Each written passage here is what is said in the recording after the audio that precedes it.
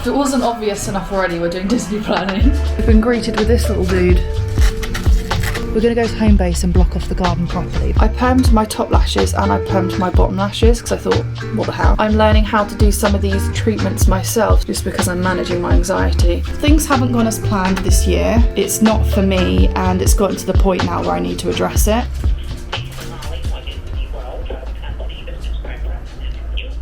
Hi, I just wanted to see if it would be possible to move a reservation for Mickey's Not So Scary, it's not that, what's it called? The Very Merry Christmas Party, so I was looking at totally the wrong thing, that we've got reserved. We've already reserved it, we already paid for tickets, but I just wanted to see if we could just move the date by one day. Good luck. Good luck. I might have to have a big fat full fat Coke. Grace, you do this and you go, oh God, I feel so sick, oh God, this is giving me a stomach. No, just have squash, Grace. You're not having a full fat Coke. Hey, would it be possible, or would you be able to help? They did say it on the phone last time. I know, but I don't know who fucking speaking to. Don't swear, it's Disney. They all sound so happy as well, which is great. Don't be annoying. Do you want to see a magic trick? If it wasn't obvious enough already, we're doing Disney planning. Hello, this is calling Walt Disney World. My name is Bobby Joe. How can I assist you today? Hey Bobby Joe, I just wanted to quickly ask, I need to speak to a ticket specialist if possible. Okay, good. You want to get home address for you? I'm starting to feel a bit funny after this Coke. So we have actually started some Disney planning. It was Andrew's birthday yesterday. I got him an inappropriate card that I might show in a bit. But his present has arrived and I want to wrap it. I also wanted to put something inside it as well that went with it, but he's just not having any of it and he just wants to open it and is being really just impatient, which is fairly similar to me. But I'm really chuffed that I've gone this far, which has been almost a week, well maybe less than a week since I ordered it, without telling him what it is, so at least I survived that. I've tried. So I'm just gonna hand him the damn package. I'm really annoyed. I'd like to have opened it first to see how it's been what? Packaged.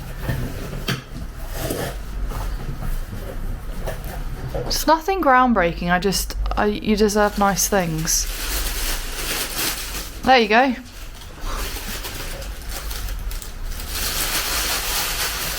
Give it to me.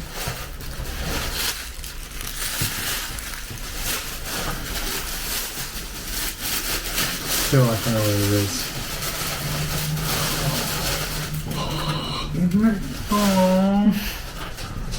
Is it nice? That's really nice. Can I have a look? Can I have a look? I need to inspect. Excuse me, let me have a look first.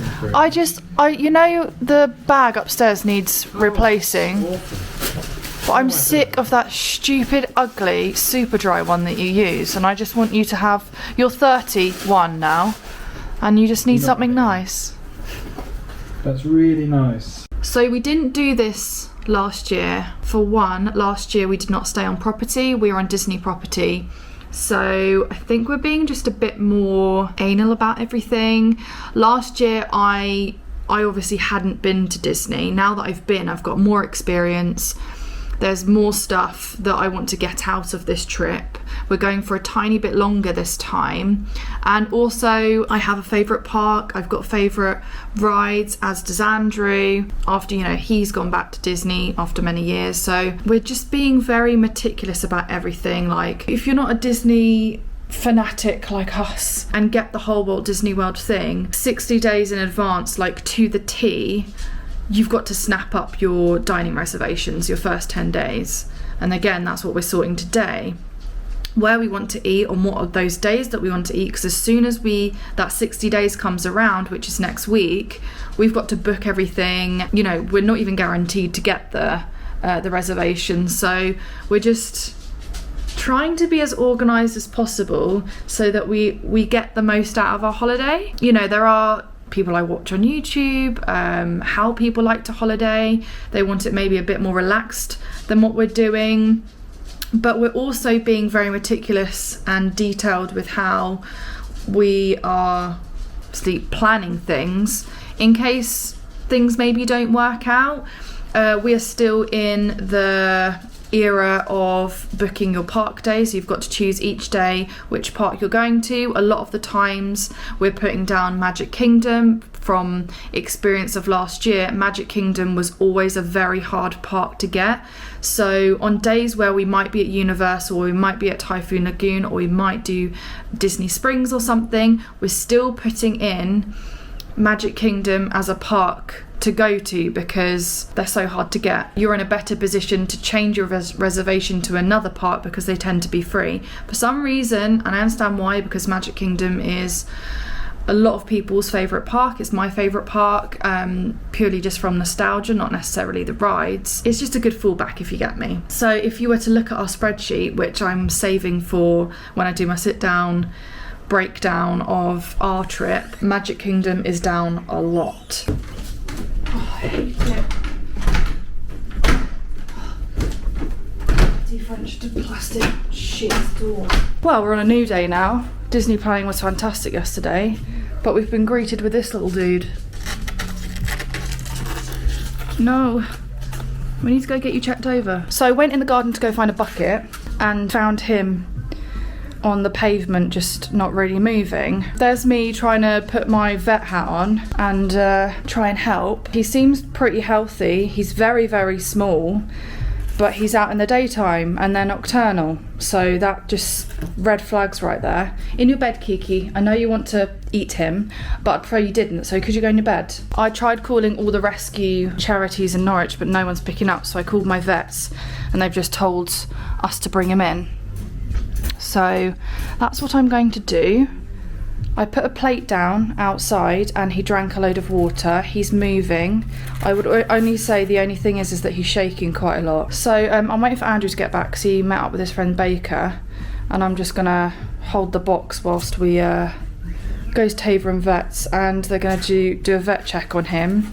If he's not quite 100%, and no, I know you want to get out, but it's not safe. Sorry, look at him. I know. I would like to just go and release him in the garden because apparently hedgehogs are very territorial.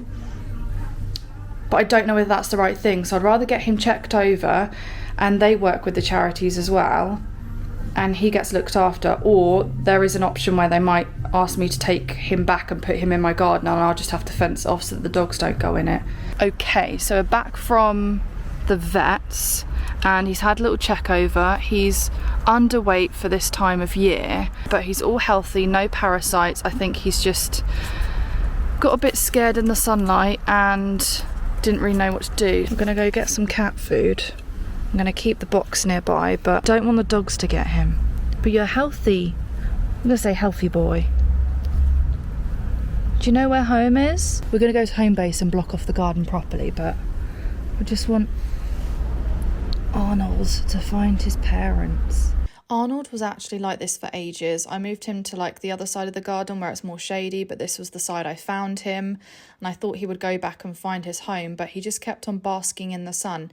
Even when I put him on the other side of the garden, he walked all the way over and just stayed in one spot in the sun, wouldn't move, and so many flies were surrounding him that he could get fly strike, and I just panicked. And I finally got through to a charity and we had to go send Arnold there.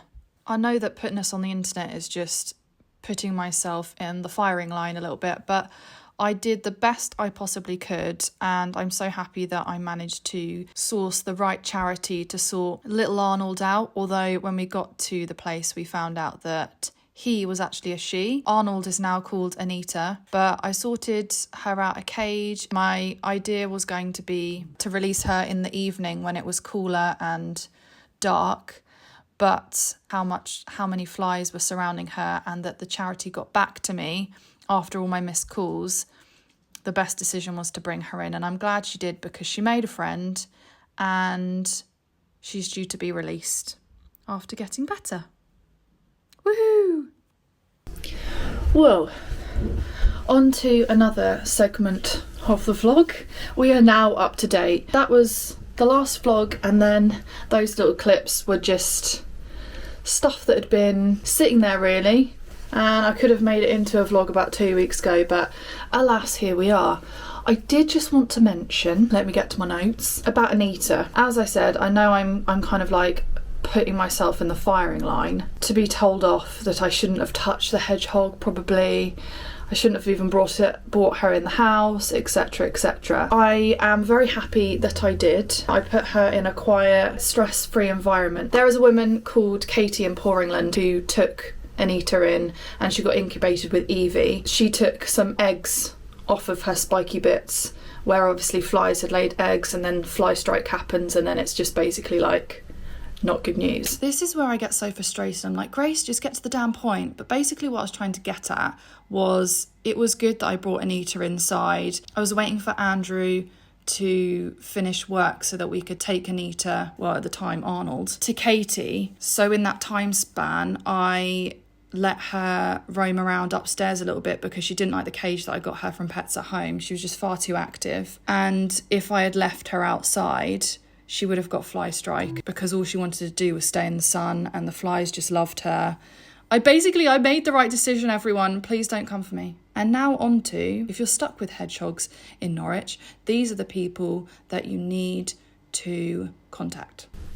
So I haven't heard much from Katie. She takes in so many hedgehogs, and she's part of the 𝒊𝒏𝒔𝒕𝒂 hedgehog support. I'll put all the details in like the description, and we're going to donate some money. We're going to find out how to donate because they do such a great job, and they know what they're doing, and it's all self-funded because they care for hedgehogs. But hello, welcome to the updated version of the vlog. I have just washed my tan off, and I did sleep in it, guys. The one thing I don't normally do. I put it on yesterday, and I'm not sure it's come off very well. So a common thing that we chat about is anxiety, right? And a few people were asking about dermaplaning from the previous vlog, and like what tools I use and everything like that. And if I could, every 8 weeks or 6 weeks, I would go get someone professionally, properly dermaplane my face, properly cleanse it, do all like the sanitary things to prevent breakouts, etc. I do it myself, A, because it's fun and satisfying, almost like squeezing a big spot, but also I'm just so anxious at the moment. The one thing I go and get done that I can't do is my nails, which these are new.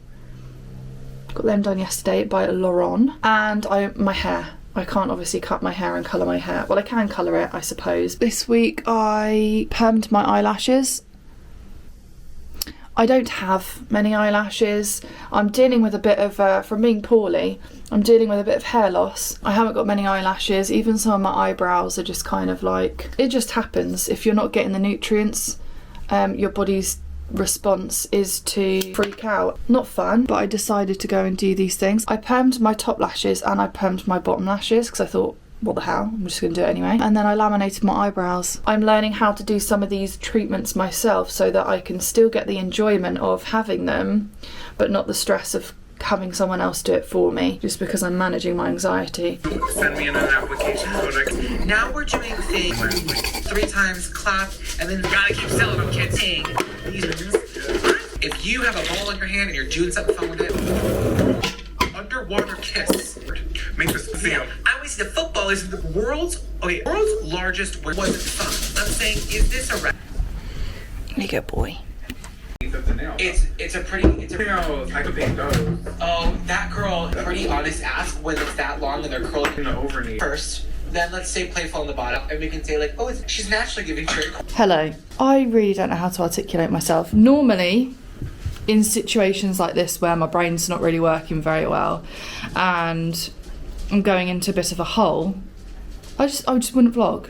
You wouldn't see me for about 6 months, and this is where I'm not good with consistency because a lot of things don't make sense. So trying to be creative when things don't make sense for me is like 2 magnets but the wrong way around. They repel each other. But I thought I'm going to try and tackle this, try and explain why I'm so overwhelmed. I'm someone, when I start listing all these things, I don't want to come across like I'm ungrateful. I'm very much aware of how fortunate and grateful I am to just, you know, be where I am at life, have the things that I have in life. I think we don't always need to justify ourselves, but at the same time, like, I want to be transparent. Don't even know where I stopped filming. I don't even know what clips I'm going to put in and what I'm not. Like, I don't even need to put up a vlog. When things don't work out, they don't work out. But at the same time, it's like, not putting up vlogs and keeping up consistency really just affects me and bugs me and is another annoying thing. It's like, oh yeah, again, Grace, you've started something that you can't finish. And that is part of my personality. I'm so good at starting things and I'm really like not good at finishing them or continuing with them. And this vlogging situation has always been a challenge for me, or a way to test myself to keep on the consistency whilst being creative. This past week, because we're now at Thursday, I feel like someone has just turned my off button and my brain has just kind of gone to smush. Primarily started off the fact that I mixed up the dates of when Luna was going to have her operation. I thought it was going to be on the Wednesday and ended up being on the Monday, worked that out at the weekend, and then I literally just kind of went a bit funny. Long story short, everything's come back fine. Waiting for the results to come back, obviously. I'm a bit nervous about that, but it won't be anything sinister, they're saying. So I'm kind of like, put that to bed. I'm like, well, we'll deal with it when we deal with it. If it's a viral thing, if it's something that she's got to be on medication for to like help her not cough as much, fine, like I can deal with that. There was no big masses found and everything like that. Cool, okay. My next issue is I'm struggling with is that I'm not going into the office in the city. The studio is great, I love using it, but the building, the set, like the location, everything is just not working for me, and that's been really just bugging me and irritating me. I've had a few comments where people have said like, are you not friends with Helen anymore? And I'm like, it's difficult when she has a following that she has and I'm not seen in her vlogs, or I don't necessarily talk about her, or she's not in Instagram stories and stuff like that, compared to, you know, last year we went on a Florida holiday and got married and we used to spend so much time together. This year it's just kind of like, with how unwell I've been, how many tests I've had back and forth from the doctors, changing medication, like don't know whether I'm coming or going. My social life is just, yeah, it just hasn't been there. I know Helen wants me to be in the studio and I want to be in the studio. Andrew wants me to be in there. Like, Helen's enjoying this, but I mean, I don't want to speak on her behalf, but enjoying the space, using the space. Andrew, if he's not away, he likes working in there.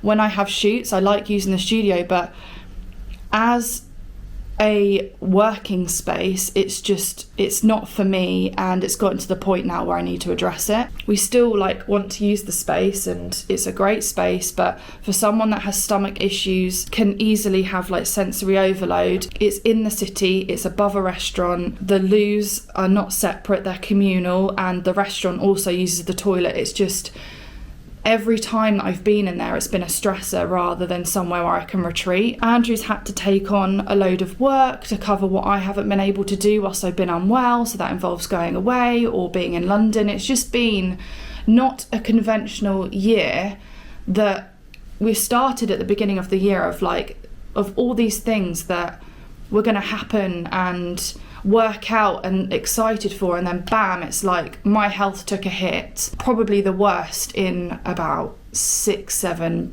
8 years, and it's been really hard recovering from that. And it hasn't been like I feel better now, everything's going to go back to normal. I think this is going to be a very slow transition into figuring out what's working. So like being social, leaving the house to work, like all of these things, I felt like I need to sit down and address a few things. So yeah, things haven't gone as planned this year. My social battery is literally just like non-existent. There are so many people that I want to socialise with and maintain relationships with, but it just hasn't gone to plan. This house has become a bit toxic now that we're going into winter. We've got mould in this house, and it's to do with the render on the house, and this is why there's been situations where we've had to change our rooms around, because the mould has gotten so bad that we've had to throw furniture away or clothes away because it's up against the wall, and there's only so much you can do. So the way I've been coping with the work situation and not going into the office is I've been working from home, but I feel like I want my house back because I'm taking over the living room. The second bedroom upstairs is like a shithole.